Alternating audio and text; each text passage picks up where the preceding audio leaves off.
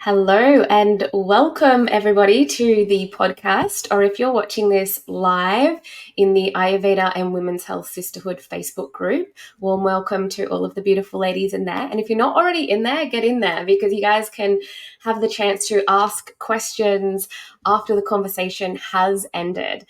Today, we are going to be talking about Ayurvedic herbal remedies and practices to treat IBS, IBD, leaky gut, and gluten intolerance.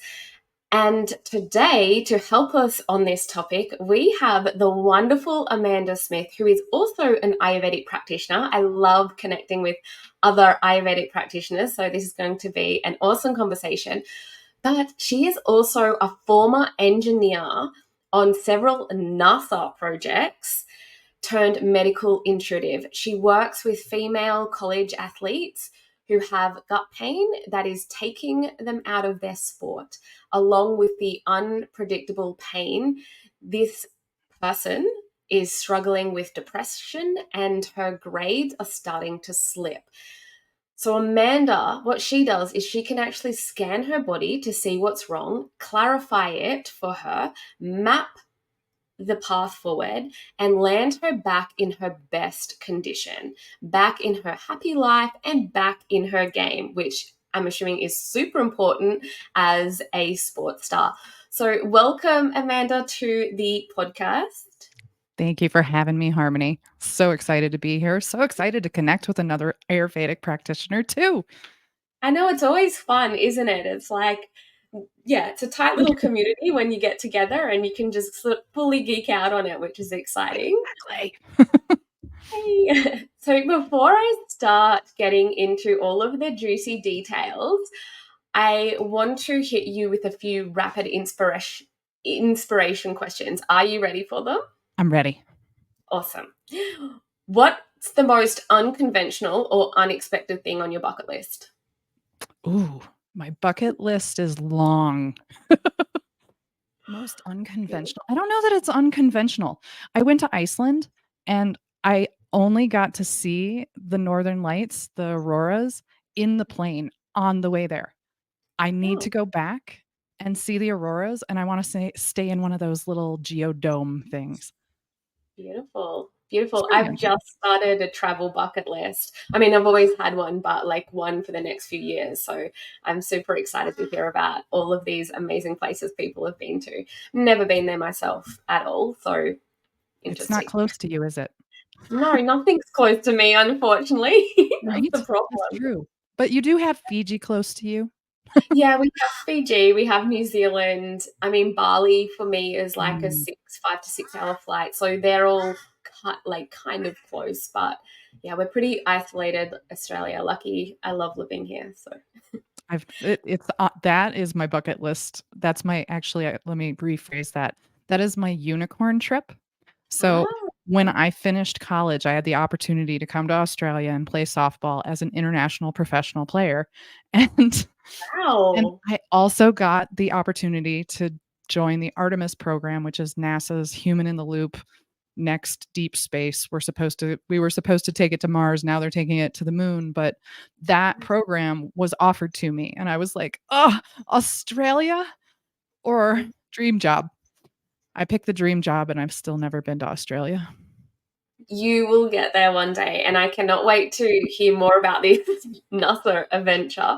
But if you do get to us, which you will, when you get to Australia, make sure you reach out Oh, so heck yes. we can connect in person. But my next question is, if your life had a theme song, what would it be and why?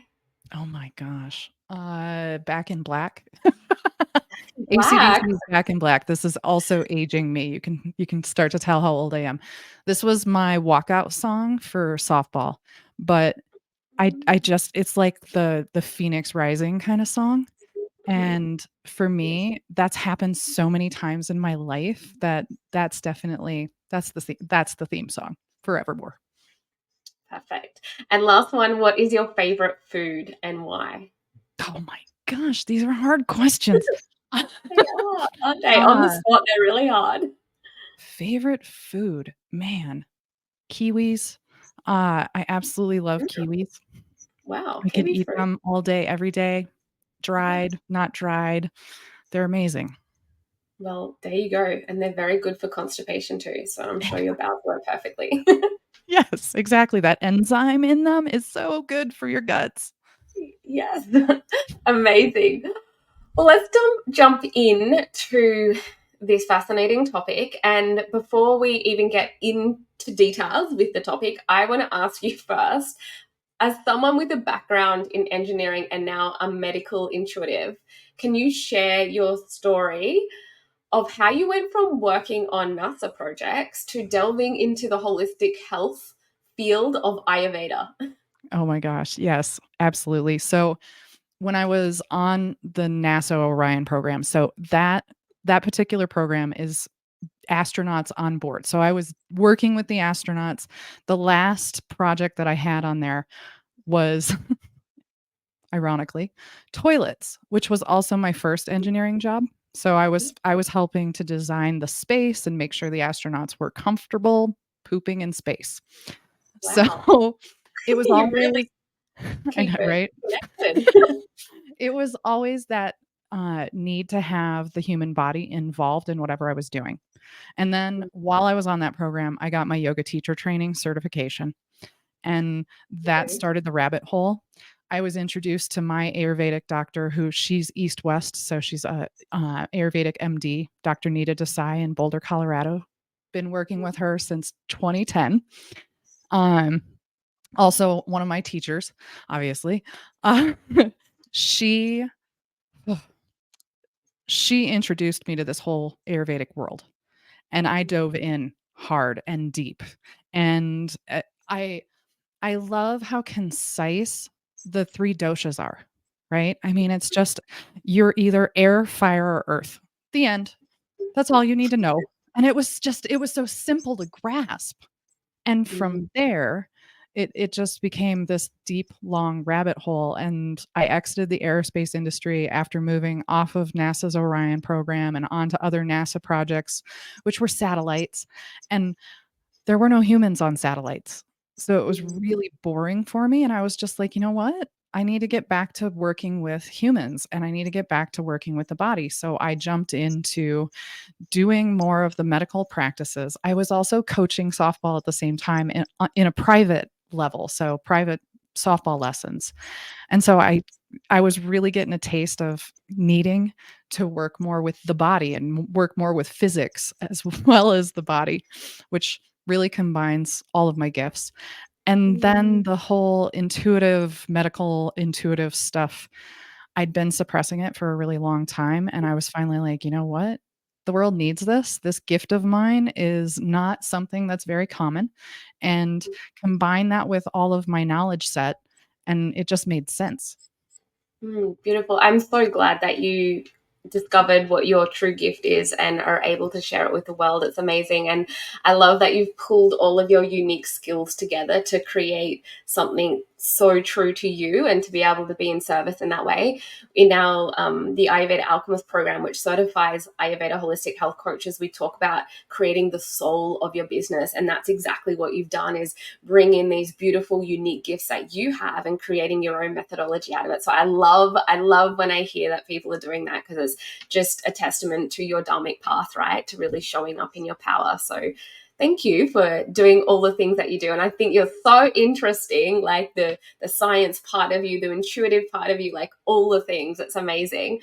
So in your work with female college athletes experiencing gut pain, depression, and academic challenges, what patterns or commonalities have you observed, and how does Ayurveda play a role in addressing these issues for your niche? Okay, so the most common thing that I'm witnessing, and it hurts to witness, is misdiagnoses and not complete diagnosis. So, an athlete will come to me and they'll be like, "Well, my doctor said I have IBS." And I'm like, "Well, that just basically means that they identified the same thing that you did. You have gut pain." And they didn't take it any further.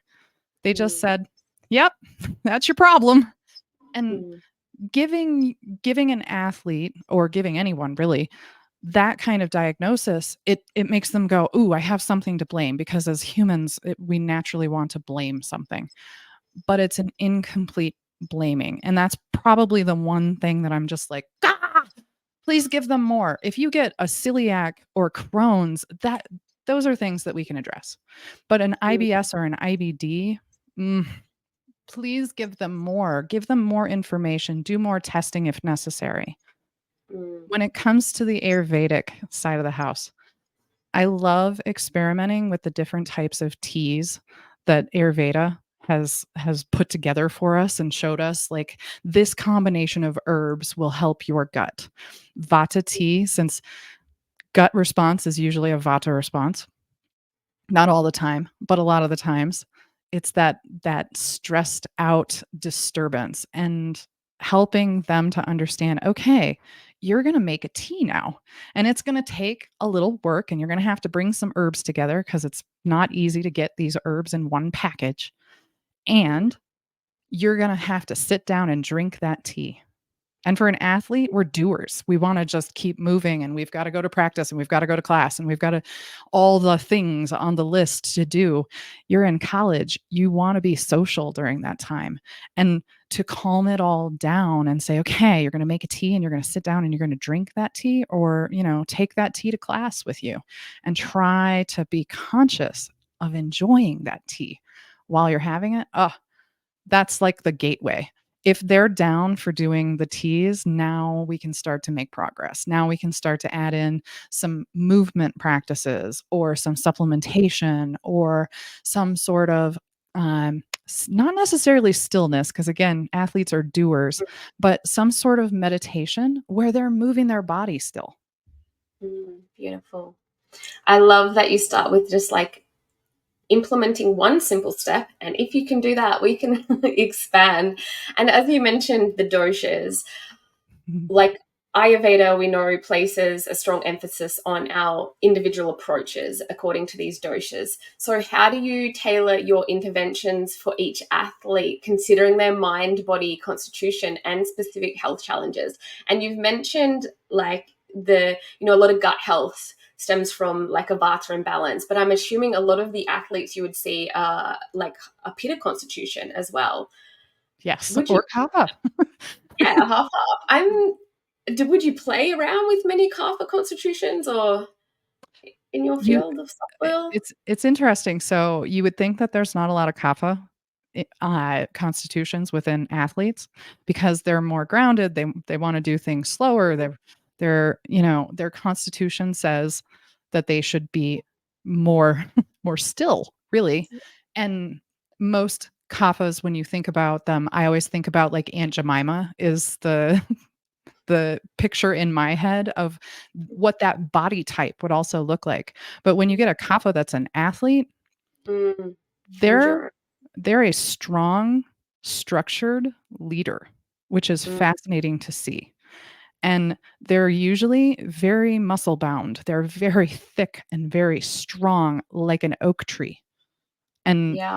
for me to see that kind of athlete having gut issues, they're actually struggling more than, say, a Vata having Vata gut issues. Mhm. Yeah. So, when I come across a Kapha that's really having those kind of gut explosions, really is what they're experiencing, Mm, they're having more of that Pitta pushing Vata, and mm, it's completely outside of where they should be. So, getting them back to grounded, getting them back to earthy and calmer, oh, mm, that takes work because they've indoctrinated sport into what they do on a daily basis. And sport is constant moving. It tends toward a pitta constitution. mm. Yeah, So, absolutely. yeah. Gut issues would be so frustrating. I mean, they're frustrating for anyone and everyone, but for an athlete, because the training, like I know for me, I'm a Vata Pitta constitution and I do get gut issues, right? Mhm. I love to do my exercise first thing in the morning, all of my movement. I'm always worried if I would have because it just suits me. It's a better time for me. It energizes me. It wakes me up. But if I had to do it in the evenings, I would always be like a bit concerned. Oh, my belly will feel a little bit bloated. I won't feel like energized enough to be able to do it in the evening. So I think with athletes where they have to train sometimes all different times of the day, all it day could be, long. yeah, all day long. It could be like a really pressing issue. Mhm. So what are some of the, like with leaky gut, gluten intolerance, and IBS being common among athletes, how does Ayurveda view these conditions, and what are some herbal remedies and practices that you recommend to address all of these concerns within the field of athletes? It's really interesting to try to manage. Okay, so, um, and I'm going to speak directly to what I was dealing with. I would go Mhm, to a 6 a.m. practice, and mhm, then I would go to a class, and then I would go to a study with other classmates, preferably have lunch, but it was usually how fast can I get the food in me because now I've got to go to the next thing. And, we see this in the workplace too. A lot of people who work in corporate, they're like, okay, I'm going to eat my food at my desk and, not conscious of what you're eating, just getting it in your mhm, gullet because you need it and your stomach's probably telling you. And then moving on to the next thing, and then we've got practice in the afternoon when everybody's done with all of their classes for the day, and then we've got maybe another practice after that, or a weight training session or something to do with the team. And it's basically all day. You're working out all day long, and you stay in your sweats, and you just keep going. And when it comes to looking at this from an Ayurvedic perspective, we need downtime. We've gotta move with our circadian rhythms. We mm, really should be working out relative to our dosha, relative to our constitution. We don't have those options, so we have to mm, work around it. And the way around it is really understanding the athlete holistically. How are they handling and managing stress? Do they have ways to practice stress management? If they don't, then we gift them that. That's one of the first things I'm like, okay, what's your day look like? And then give me an idea of a stressful situation and how you handled it. And that right there, that's enough information for me to go, okay, let's let's do this body scan. And the body scan for me is I'm actually physically feeling what's going on in their body in my body. And that's that empathetic gift that I've been given, and I've been able to do that with people on the other side of the planet in Pakistan, as well as Norway and other countries. So I know that I can feel a person's body no matter where they're at. mm. The goal now is to get some astronauts and practice on them and see if I can do it off planet also. That That's would a be whole cool. other story. But being able to dive in and feel what is really going on, and then asking them questions that might spike some of those stress hormones or spike their blood pressure, and see how their body responds to something like that. So, one of my clients coined me as the human MRI. I can continually watch what's going on in the body and really get a holistic picture. Mm, Once I have that, then it's a matter of giving them the practices, giving them some supplementation to help with all these lovely gut things. Some people will need things like an aloe vera drink mm, to draw in some dryness, but also give them some of that moisture that aloe vera gives the gut. Some mm, people need just simple breathing practices to get the vagus nerve stimulation and the diaphragm to move up and down so that it starts to massage the guts. And then we get some more motility going on in that area, and all of a sudden they start to have better bowel movements because that's what we're talking about. And they start to be more consistent with those movements, not mm, straining as much. Um, some other things that we'll do adding in, I love the brand Ayush Herbs. They mhm, are a phenomenal brand here in the US. I don't know if they're international or not. But they have a bunch of blends that I love to use with my clients for supplementation. Mm, beautiful. It's Yeah, tricky. It's so tricky because you can't be like, okay, well, your body type really wants you yeah, to work out in the morning. That's not yeah. possible. They're on a regiment and their coaches are the ones determining what time they're working out. Yeah, and that's what I was gonna say. Like, even explaining like an Ayurvedic quote unquote protocol for a certain condition is really difficult because it's really based on the individual. Even Mhm. if it's like one pitta constitution and the next person comes in with a pitta constitution, there's still different elements within that pitta constitution that you have to treat. So it's sort of hard to explain what the exact protocols are that you would be giving them because everyone is so unique and so Mhm. different, even if on paper the constitution is written down as this, a similar one. So I think that is one of the beauties about Ayurvedic medicine, but it's Mhm. also one of the things that it's hard to get across when you're trying to teach it, if like in podcasts, for instance, like when you're trying to give really valuable tips, it's like, well, it really does come down to knowing your elements and your doshas and the different imbalances that are going on and all Yep. of the things. And also for college athletes specifically, they're dealing with a lot of pressures. They're dealing with performance, they're dealing with academic demands, they're dealing with social stress, Mhm. and then the Having ones that are dealing travel. with gut issues on top of all that, that's a lot. So I love that, you've pointed out how you can help like get into the feeling of one's body and understand where it's coming from, and then using Ayurvedic herbs and supplements such as aloe vera, or the ones that you use specifically, maybe some trifla, or Mhm. all different ones depending on their constitution, to treat them. But Ayurveda really offers like that holistic, it's a holistic medicine. How It many is. times do I have to say holistic then? You get my point. Right? It It totally supports is. beyond just treating the physical symptoms.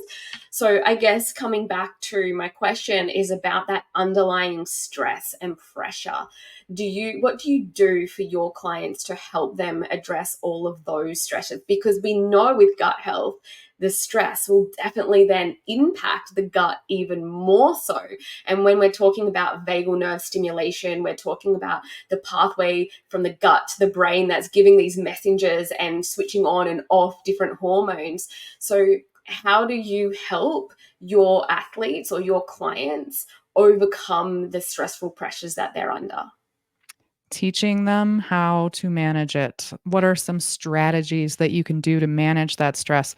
I think one of the big things is get outside. And if your sport is already outside, have fun outside. Right now, I'm in North America. I'm in Denver and it's snowing.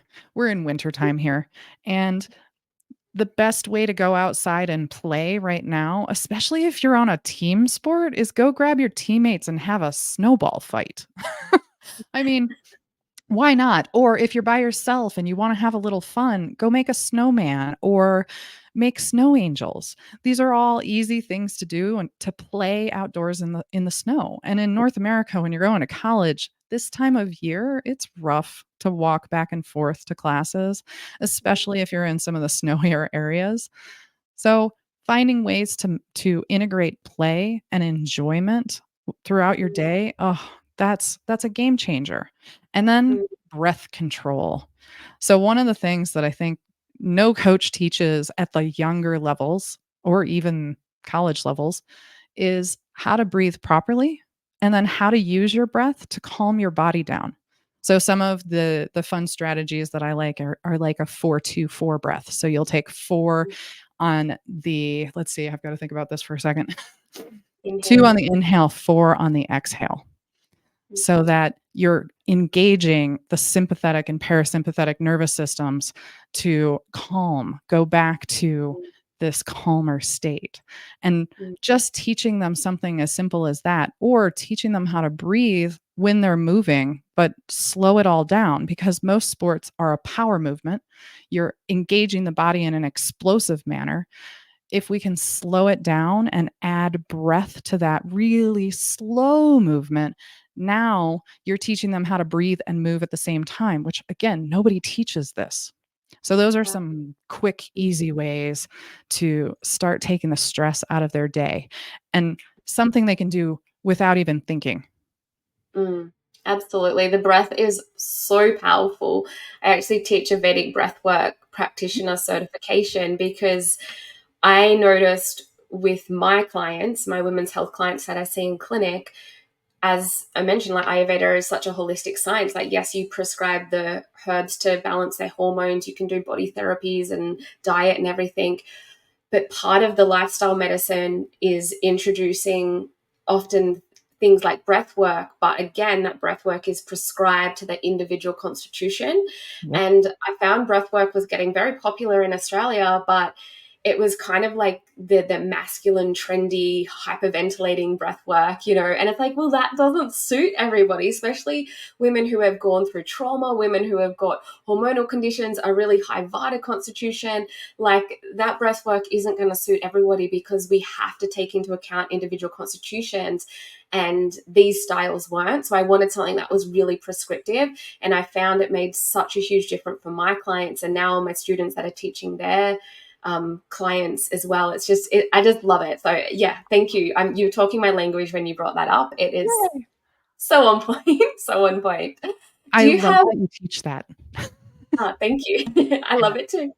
Do you have a student success story or case study that you can share where we can see how the Ayurvedic principles and the remedies played a pivotal role in helping female college athletes overcome their gut issues?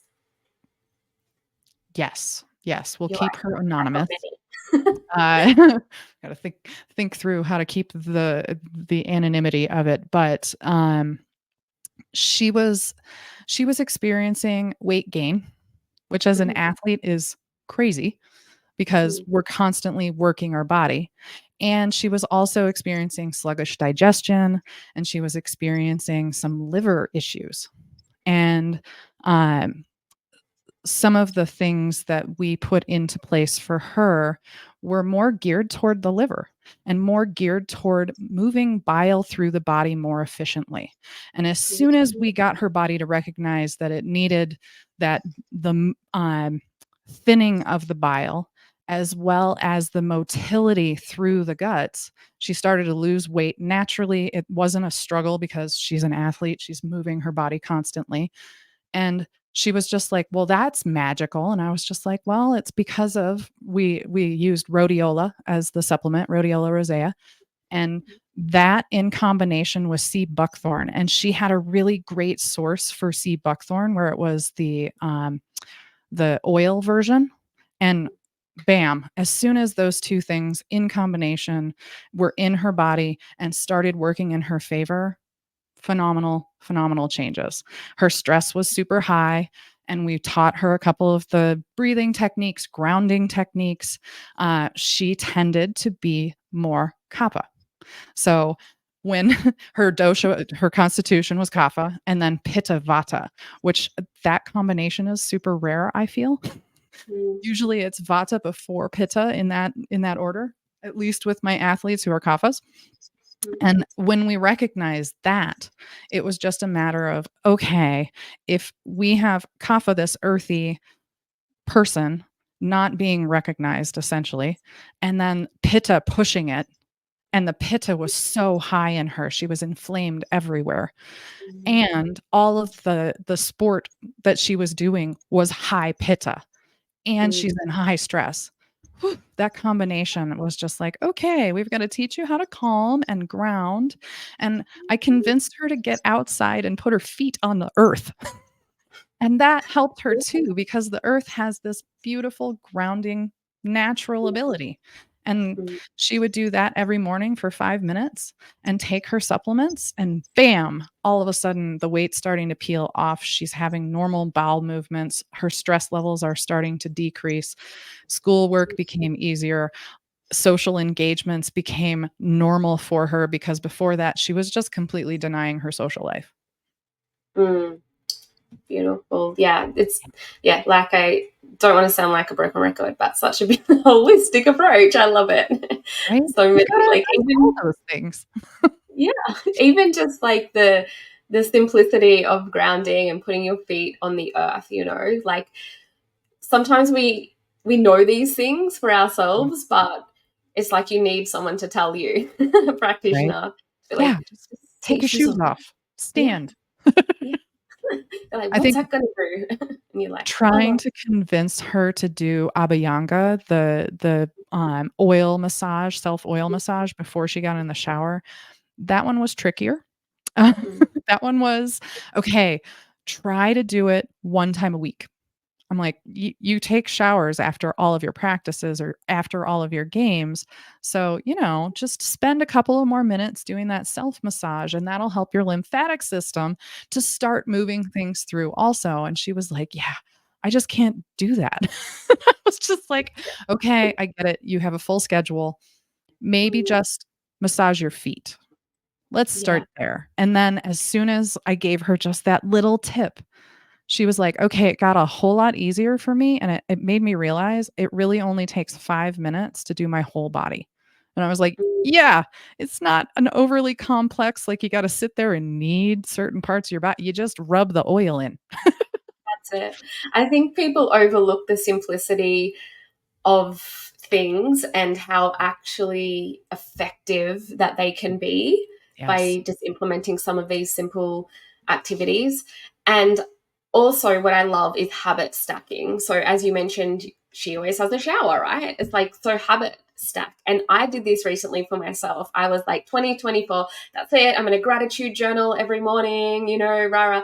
And I'm like, come on, who are we fooling? I've already got like this long, like I love my morning routine, and I'm not actually a huge journaler. Yep, I neither am I. love it when I want to do it and I've got like heaps to dump out of my head, but every day it's just not my thing. But what I do love is I love to go in the shower. I love to be soaked with water. And that's where all my ideas and things come to me anyway. I'm like, why not have a gratitude shower? So now when I go into the shower, I know that I'm going to do the practice because I call it my gratitude shower. So it reminds me, go have a shower. And I list out all of the things that I'm really grateful for out loud in the shower. No one's around. So you don't look like a loony. It's okay. And Right? then you can really start to embody that feeling of that gratitude, and it's my gratitude practice. I don't need to write it down and journal it. That's it. I'm habit stacking, so it'll get done. I love that. I watched that video of yours actually, and I was like, "Oh my gosh, me too." I'm not a Yeah. journaler. That's not something that I've ever really been great at. And I totally related when you said that. I was just like, "Me too." Yeah. I wake up as soon as I see light outside, I immediately say, "Thank you for today." And then right before I go to sleep, I say, "Thank you for this day." And I love that that. it's again, it's one sentence. It takes 2 seconds to say it, and I started doing that a couple of months ago because one of my coaches recommended I do it, and I was just like, "Okay." I've been doing it most mornings since then, and the difference in my attitude is phenomenal. I love it. Mm, beautiful. I love that. So, talking about IBS, IBD, leaky gut, and gluten intolerance, getting back to that, Yeah. and I know it.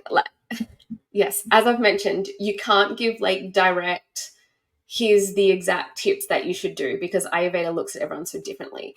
But Yes. do you have some tips talking around nutrition, like generalized sort of nutrition tips of Ooh. people who are listening who may be suffering from IBS, leaky gut, all of the things?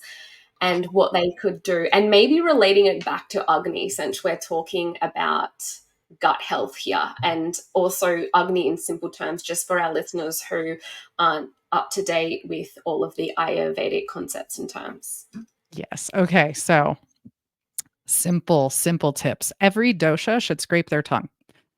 The Mhm. tongue for an Ayurvedic practitioner tells us so unbelievably much. So you can look it up, you can Pinterest it if you're into Pinterest. But there's maps to what's going on your tongue, and you can grab I use a metal scraper. It's got little rubber handles on it. You can buy it on Amazon. And in the morning, after I brush my teeth, I scrape my tongue. And the act of scraping the tongue is actually helping move the agni off of your tongue so that your tongue can start the digestive process. This part of our mouth is where digestion begins.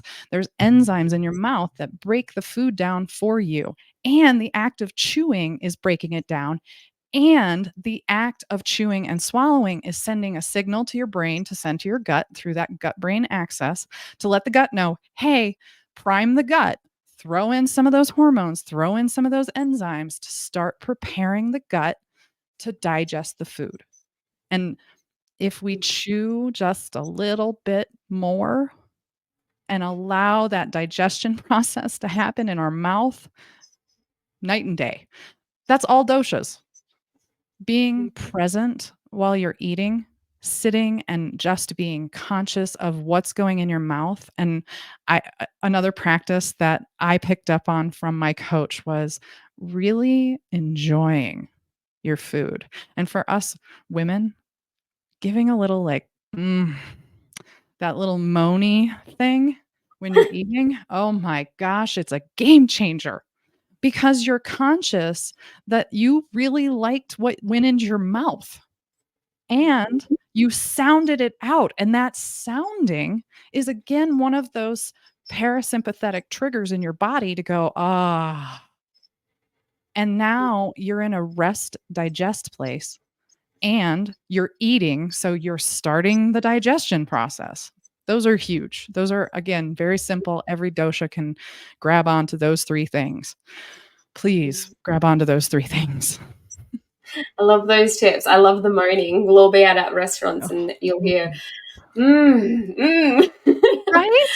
Yeah, I love it. The other thing that is really helpful to activate the vagus nerve is humming. So if you don't Oh, feel yeah. like moaning, you can just start Mm.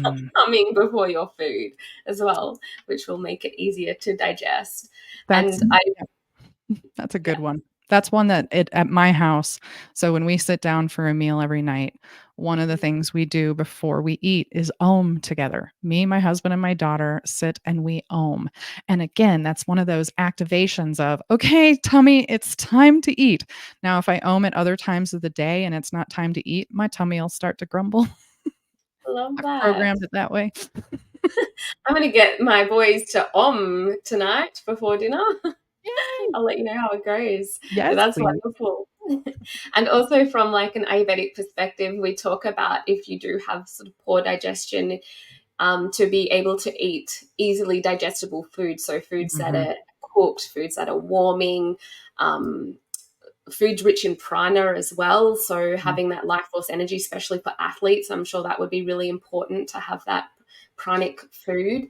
It Uh, is, but do they have access to it, and do they have time to make it? That's the tricky part when it comes to athletes. That's yeah. we see this again with very busy moms, right? Mm, And husbands aren't the cook in the family, so the mom's like, "Okay, scramble. What can I get as quick as possible made so that we can get it on the table?"